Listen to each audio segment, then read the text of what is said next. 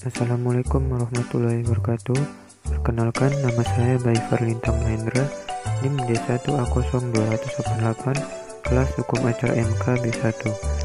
Kali ini saya akan membahas materi tentang tata cara pengadministrasian perkara di Mahkamah Konstitusi. Baiklah, sebelumnya di sini saya akan menjelaskan terlebih dahulu apa itu pengadministrasian perkara. Pengadministrasian perkara adalah rangkaian kegiatan yang dibutuhkan dalam menangani perkara dalam rangka penertiban dokumen data perkara semenjak pendaftaran perkara, persidangan, pengajuan upaya hukum, sampai dengan pelaksanaan putusan pengadilan. Sehingga dengan ini pengadministrasian perkara di Mahkamah Konstitusi dibagi menjadi 4 macam, yaitu pemeriksaan pendahuluan, pemeriksaan persidangan, rapat permusyawaratan hakim, dan pengucapan putusan. Untuk tahap pertama yaitu pemeriksaan pendahuluan. Pemeriksaan pendahuluan merupakan persidangan yang dilakukan untuk memeriksa kelengkapan dan kejelasan materi permohonan sebelum memasuki pemeriksaan pokok perkara.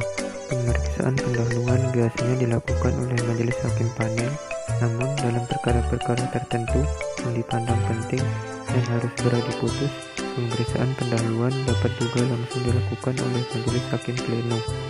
Pemeriksaan pendahuluan dilakukan dalam bentuk sidang panel hakim terbuka untuk umum. Pemeriksaan pendahuluan dapat dilakukan lebih dari 1 kali apabila diperlukan untuk memperbaiki atau melengkapi dan memperjelas permohonan serta memeriksa perbaikan permohonan yang telah dilakukan oleh pemohon. Hasil sidang pemeriksaan pendahuluan akan dilaporkan oleh panel hakim kepada pleno hakim Mahkamah Konstitusi. Untuk tahap yang kedua yaitu pemeriksaan persidangan. Pemeriksaan persidangan adalah jenis persidangan yang dilakukan untuk memeriksa permohonan, alat bukti, keterangan termohon, keterangan saksi, keterangan ahli, dan keterangan pihak terkait. Pemeriksaan persidangan pada prinsipnya dilakukan oleh pleno hakim konstitusi kecuali untuk perkara tertentu berdasarkan keputusan Ketua Mahkamah Konstitusi dapat dilakukan oleh panel hakim. Dalam persidangan MK, selain permohonan, jawaban termohon, dan keterangan pihak terkait serta keterangan ahli juga disampaikan secara tertulis.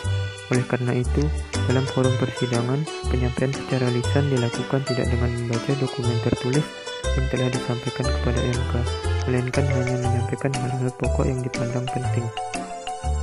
Untuk tahap selanjutnya yaitu rapat permusyawaratan hakim. Rapat permusyawaratan hakim merupakan salah satu jenis dari sidang pleno yang sifatnya tertutup. Rapat permusyawaratan hakim yang membahas bersifat rahasia yang hanya diikuti oleh para hakim konstitusi, panitera, dan panitera pengganti. Di dalam rapat permusyawaratan hakim ini dibahas perkembangan suatu perkara, putusan, serta ketetapan yang terkait dengan suatu perkara. Khusus untuk rapat permusyawaratan hakim, pengambilan putusan perkara diatur dalam pasal 45 ayat 4 sampai dengan ayat 10 Undang-Undang Nomor 24 Tahun 2003.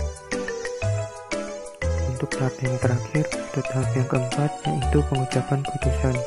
Sidang pengucapan putusan pada hakikatnya adalah sidang pleno, namun berbeda dengan sidang pleno pemeriksaan persidangan. Dalam sidang pleno pengucapan putusan, agendanya adalah hanya pembacaan putusan atau ketetapan Mahkamah Konstitusi untuk suatu perkara yang telah diperiksa dan diadili.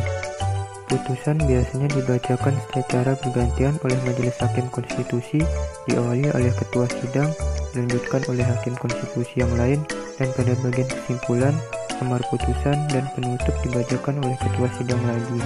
Dengan demikian, putusan Mahkamah Konstitusi bersifat tetap dan mengikat sejak sidang pengucapan putusan selesai.